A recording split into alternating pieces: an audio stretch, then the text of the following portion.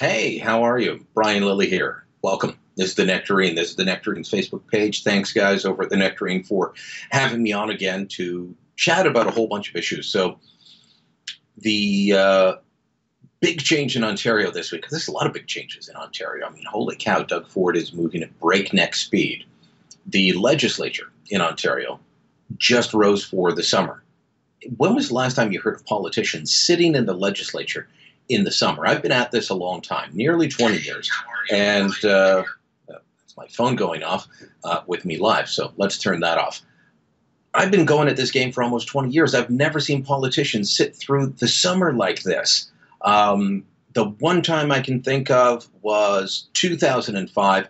They couldn't get same-sex marriage passed before breaking for the summer. And in the House of Commons, all the Quebec MPs have to be gone by June the 24th. That's St. Jean-Baptiste Day in Quebec. It's the national holiday. They all have to go home. So what they did was they went home for that, came back after Canada Day for a bit, passed the bill, and then all went away. Doug Ford made the Ontario legislature sit for several weeks during the summer. He had a bunch of things he wanted to get done. He wanted to start ending cap and trade. Did that. He wanted to end the strike at York University.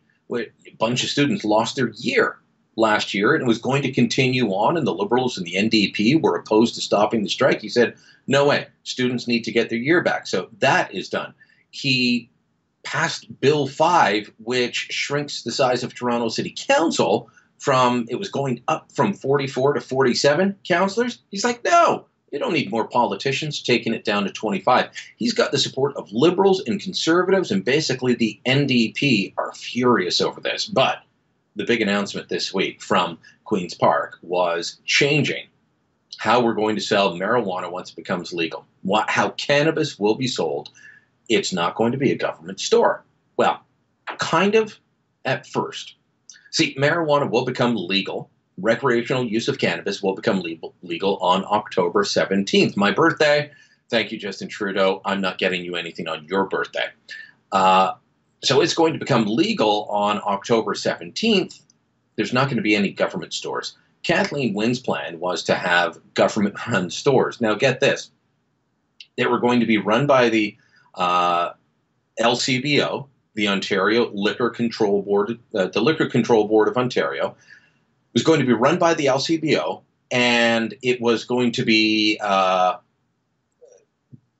separate store from where you could buy liquor. You could only buy pot. It would look like an Apple store. People would be looking cool. They'd be in blue T-shirts or something, but you wouldn't be allowed to look at the product. Now, here's the crazier part. They'd only announced 4 locations.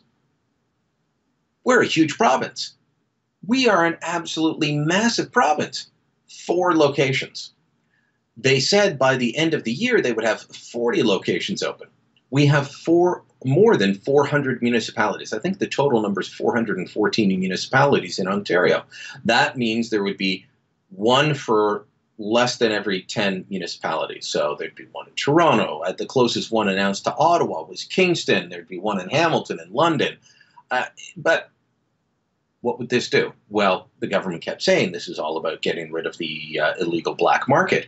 Well, Jimmy the dope dealer doesn't have anything to worry about if there's 40 stores in a province of 14 million people, and a province is geographically spread out as Ontario. They have nothing to worry about.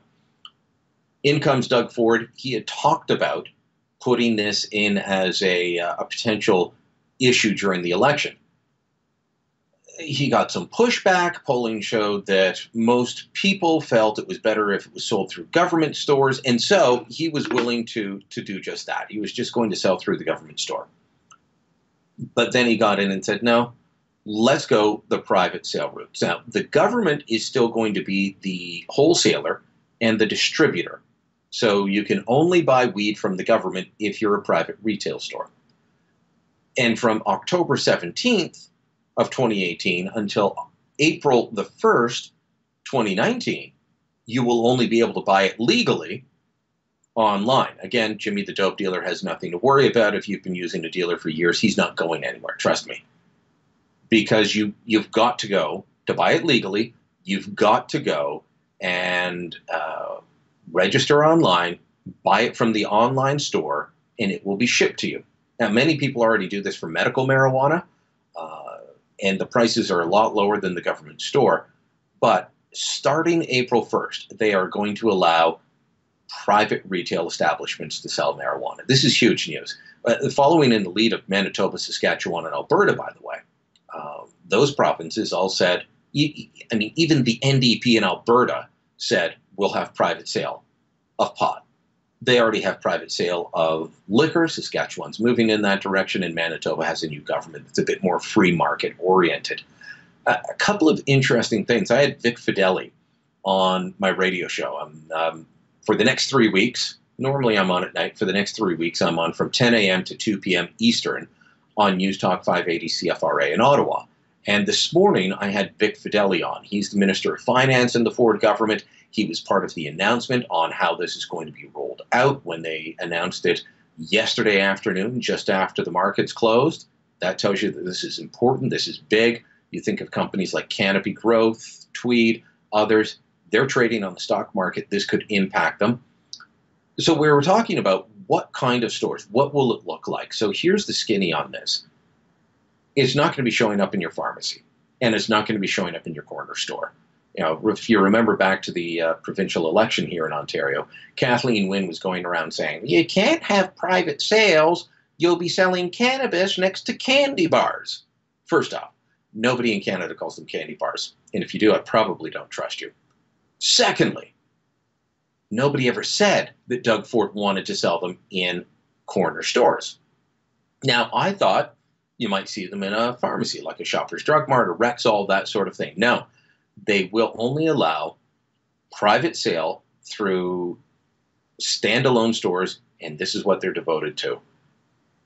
That doesn't mean that you won't see companies like Shoppers or Rexall get into the market. In fact, I know for sure that Shoppers has expressed an interest in being a retailer of choice in the Western Canadian provinces. How far along that's gone, I'm not privy to the negotiations, but you can expect to see that coming forward. So they're going to be standalone shops and standalone shops only. Anybody that sells, anybody that gets a license to sell and is caught selling to a minor will lose their license automatically. That's what Fideli told me on the radio this morning. Your license is gone. Now think about that. That's stricter than booze. You sell booze to a minor, you can be fined. You can lose your license for a period. You do not lose your license permanently, unless it's an ongoing problem. They're now saying one time and you're done. Politicians of all stripes are paranoid about being seen to be weak on this, about being seen to be loosey-goosey when it comes to keeping pot away from children. Look, kids smoke pot already. I don't recommend it. The science says that up until a certain age, your brain is still developing, and it really doesn't help. So I'm not recommending that teens go out and smoke pot, but they already are. This will not necessarily stop them, but the rules are harsh. Caught once, and you lose your license. Now, how will that work if it's, say, a 17-year-old has their 19-year-old buddy go in and buy and then give it to them? I hope that the retailer isn't going to lose their license over that. Maybe the federal law kicks in and the 19-year-old is going to face serious repercussions because that's in the federal law. But this losing your license, that's provincial law in Ontario. Also in provincial law in Ontario, they're going to have it so that if you are operating one of the dispensaries that's out there right now, every city in the province has one or several of these. We've got a ton of them here in Ottawa. If you are out there operating one of those and you get busted, $250,000 fine for you, $250,000 fine for your landlord. Yeah, a little bit harsh. By the way, that is money that goes to the city. So the city police and bylaw have a very much, it is in their interest to shut these things down. Because I've been wondering for a long time now, occasionally you hear of one of the stores getting busted, but then I go past some of them that have been open for months, and there's never been an issue with them being shut down. You know they're illegal. Pot's not legal yet. You know that the store's operating illegally. It's not following local, provincial, or federal ordinances, and it's still open. What's going on? Well, there's no real incentive for the city to spend their resources shutting them down. The province is making it in their best interest to shut these stores down. $250,000 a pop. Now, are you going to be able to collect that kind of money from someone running one of these shops? Probably not. They're not going to have the money, and the landlord may not have the money as well. That's some of the information you need to know about pot. So from October 17th until April 1st of 2019 in Ontario, if you want to smoke pot legally, you'll have to buy it from the online store or go to a different province. Hey, I live in Ontario. We go across to Quebec for beer, for wine, for booze all the time. I'm sure there'll be plenty of that going on. Also, sticking with Doug Ford and the new PC government in Ontario, he started a fight with Justin Trudeau that I'm quite enjoying. And he's put a cabinet minister in charge that is a take-no-prisoners type woman. Now, her name's Lisa MacLeod. She's a local Ottawa MPP. In full disclosure, I've known her for close to 20 years since I moved back to Ottawa. She used to be a municipal councilor's assistant back here. Known her for a long time.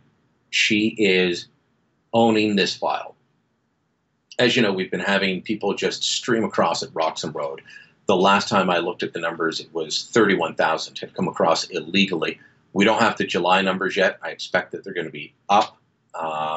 That will come out soon. And so it's probably getting closer to 34, 35,000 people over the last year and a half that have come across illegally. Justin Trudeau is not interested in shutting down the border. He's not interested in enforcing Canada's border law. He's not interested in saying, you know what, these people are fleeing from upstate New York, one of the prettiest places on the continent. I mean, we're talking Lake Champlain. We're talking, if you've ever seen pictures of Vermont, Vermont is just across the way from where this is happening. Yeah, it's picturesque. It's where people go to have a bed and breakfast getaway. They're not fleeing for their lives. They're in a safe third country. That's where they should stay. But instead, they are being coaxed by consultants. They're being coaxed by people smugglers.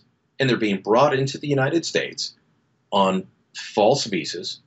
They're getting on buses and coach tours and being driven up to the Canadian border and dropped off. Then they walk across and they get into the system. I know that we're not supposed to call them illegal, even though that the minister in charge, Ahmed Hussein, was calling them illegal just a few months ago. I know that we're not supposed to call it a crisis, even though it clearly is for the people that have to pay the bills. And that's where Doug Ford and Lisa MacLeod come in.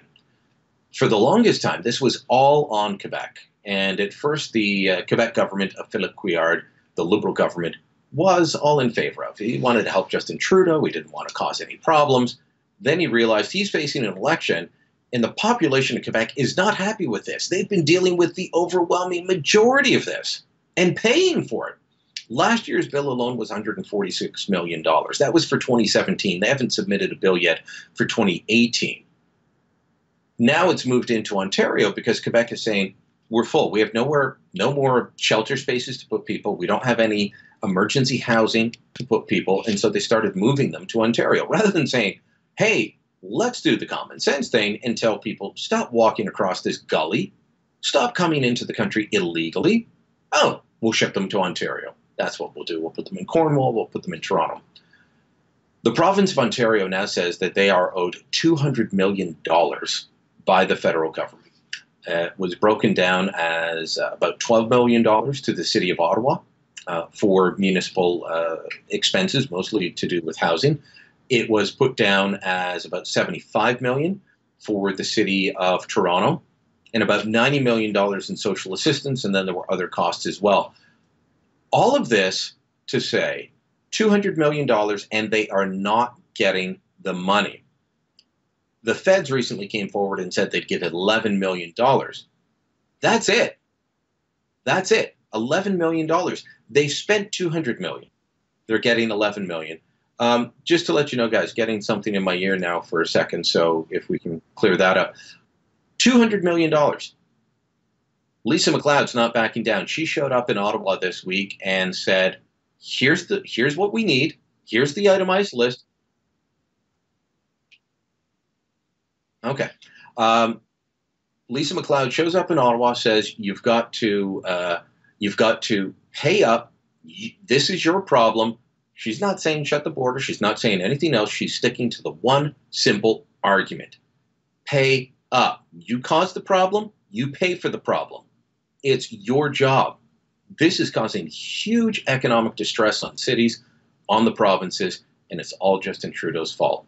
Thanks to everyone that's watching right now. We're not done yet. Don't go away. But what I will ask you to do is to share this. If you're enjoying what you're seeing, click share so that your friends will see it, either live or later on. Click share and help spread the word of what we're talking about here.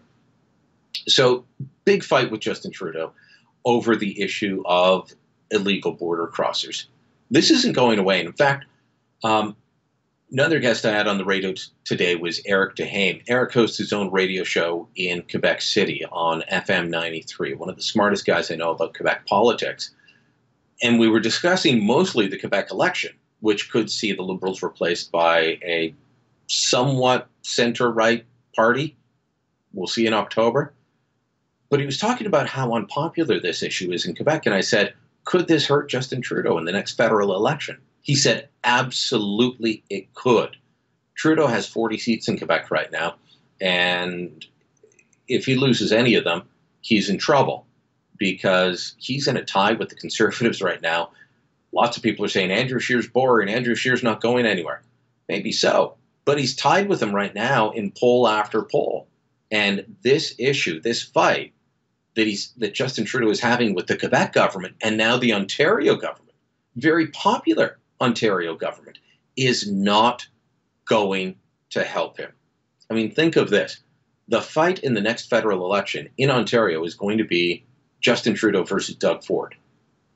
Justin Trudeau is going to make Doug Ford the enemy. And he's going to be going around and saying, you need to pay your carbon tax that Doug Ford is fighting us against, and your life needs to be more expensive. And the Conservative answer is, we want to make your life more affordable. Who are you going to vote for?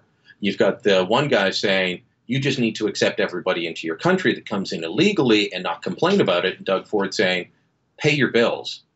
This is going to be a major fight in Ontario and Quebec, and it's going to be fascinating to watch it all go down.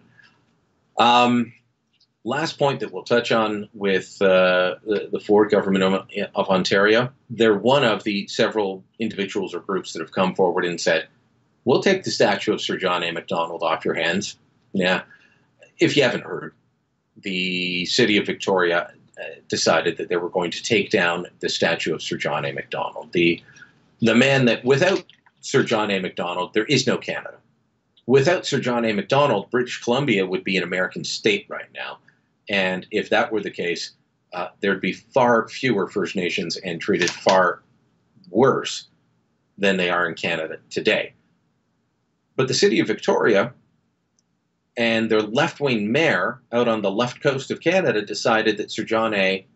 was no longer welcome. The statue had been put up there decades ago to honor the man that had more to do with the founding of this country than anyone else, had more to do with British Columbia coming in. I mean, it was very close that British Columbia was going to become an American state. The Americans had made overtures to them. There were an awful lot of Americans there due to the gold rush, and that was a travel point up to where the gold was.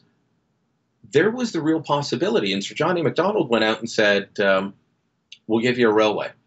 They'd asked for, I believe, a wagon route. He said, no, we'll do better. We'll give you a railway. We will connect British Columbia to the rest of Canada. We'll give you a railway. Sign on to Confederation. So they did. Is Sir John A. Macdonald perfect? Absolutely not. Find me someone who is. There is no perfect person on the planet. Did he have a hand in setting up the residential schools and running them? Yeah, absolutely. He also gave Aboriginals the vote. 1885, he gave Aboriginals the vote. Who took that away? because they didn't get that again for a long time. Well, that was Sir Wilfrid Laurier. I'll get to him in a minute. But Sir John A. comes in. Yeah, his residential schools record, not good. But the residential schools went from his time until 1996. The last residential school in Canada closed in Saskatchewan in 1996. So do we have to, because every prime minister was involved in that, do we have to erase them all from history? Do we have to say they're not worth mentioning ever? Do we have to say that they are, whatever their positive accomplishments, because they took part in this, they're gone? Justin Trudeau's father, Pierre Trudeau, was prime minister from 1968 until 1984. There were a lot more than one residential school going while he was prime minister. What's his role? How much blame does he have to take? Do we have to get rid of the airport name, the mountain named after him, the countless schools named after him? I'm not saying that we do, nor am I saying when I posted brianlilly.com about the horrors of Sir Wilfrid Laurier. There's a guy that banned black immigration. He signed an order in council saying that that for a year from the signing of this, that Negroes, that's the quote, Negroes were not to be allowed into Canada because their race was not suitable to the country or their climate. 1911, he signed that. Do we remove him from history? Or how about how he treated Indian immigrants? He signed off on a policy developed by a young bureaucrat working for him at the time, a guy named William Lyon Mackenzie King. He went on to become our longest-serving prime minister, just ahead of Sir John A. Macdonald. William Lyon Mackenzie King wrote the policy that blocked immigration from India by saying unless your ship could come to Canada without stopping to refuel somewhere, you could not dock at one of our ports. That was aimed directly at saying you couldn't come from India because the ships at that time could not make that journey without refueling or restocking with supplies. So do we get rid of him? How about how he increased the Chinese head tax up to $500, a fortune in that day? Nobody's pushing to get rid of him. All of these men accomplished good and great things, and they all had their problems. They all had issues. If we start judging everyone by the standards of today, who will be left standing? What we should be doing is learning the good, the bad, the ugly of all of them. We can't just have a hagiography of these people. We can't just say they're all saints or all sinners. People are more complex than that. Sir John A. was, Sir Wilfrid Laurier was, William Lyon Mackenzie King was. He of one Jew is too many fame. Which one of these do we keep? Do we just keep the ones that are liberal and get rid of the ones that are conservative? I'm hearing that from an awful lot of people. I think that this is a scary and slippery slope to go down. So Victoria has taken down the statue. They've put it into storage. The Ontario government said, we'll take it off your hands. They said no. The town of Cochrane, Alberta, one of their councillors came forward and said, we'll take it off your hands. They said no. A businessman from north of Toronto named Ken Simpson, who is a descendant of Thomas Haviland, one of the fathers of Confederation from Prince Edward Island, he offered to buy the statue. They said no. They claim that they're just going to put it into storage and eventually bring it out of storage, and it will be they'll have a broader discussion and decide what to do with it. I don't think they will. I think that Sir John A. Macdonald has been the target of activists for a long time that want him removed from our history. Removing a statue doesn't erase somebody from history, but they have him in their sights. These are far-left radical activists. These aren't people that vote Liberal or NDP. These are far-left radical activists. But you give them an inch, they'll take a mile. Let me put that in Canadian terms. You give them a centimeter, they'll take a kilometer. We've got to say no to this sort of thing and just acknowledge that we've had good people that did bad things in our history and that we need to learn from it all. Final topic I want to talk to you about tonight, the ongoing fight over Raif Badawi, the fight between Saudi Arabia and Canada. Is there a country that Justin Trudeau hasn't annoyed? I'm trying to figure that out now. Let's see, we could probably say the mullahs in Iran and the dictators in Cuba. Other than that, everybody else has them in their bad books. We started a fight with Saudi Arabia that has not even accomplished what it was supposedly all about. Started with a tweet from Chrystia Freeland, our foreign affairs minister, about Raif Badawi. Now, why does Canada care about Raif Badawi? He's a Saudi blogger that insulted the government and they say insulted Islam. How? I'm told by saying that Christians, Jews, and Muslims should all live together. The horror of it all, right? People living in harmony. He was sentenced to 10 years in prison and 1,000 lashes. He got a bunch of the lashes, but didn't get to 1,000 because there was international outcry. It looked like it was going to kill him. But he is still in prison for something that wouldn't even be a charge in Canada. So we have a hard time fathoming this.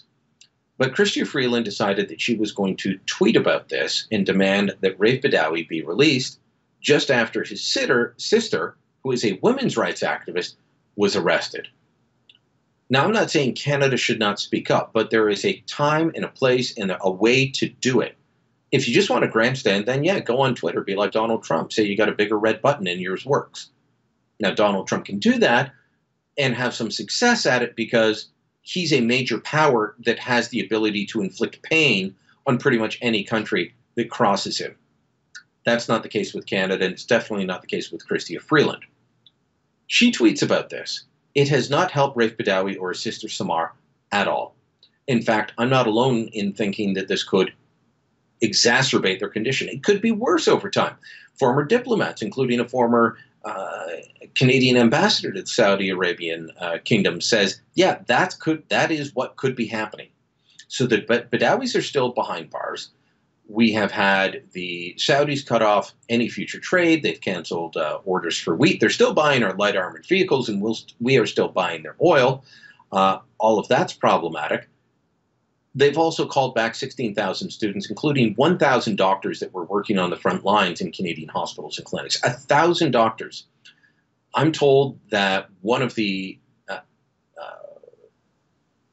that at Sick Kids Hospital, just over a week ago, 3 of the doctors working in the emergency room at the Children's Hospital were Saudi doctors. So you've just emptied out the emergency room at Sick Kids Hospital. You've emptied out clinics across the country with people that were being paid by the government of Saudi Arabia to treat Canadians while they got their skills upgraded here. That is a huge problem. Speaking to a doctor who says you're going to feel it on the frontline services. You are going to feel the pain of this. You will wait longer for surgeries. You will wait longer to be treated. There is going to be pain. Again, it's an awful lot of people saying, I don't care.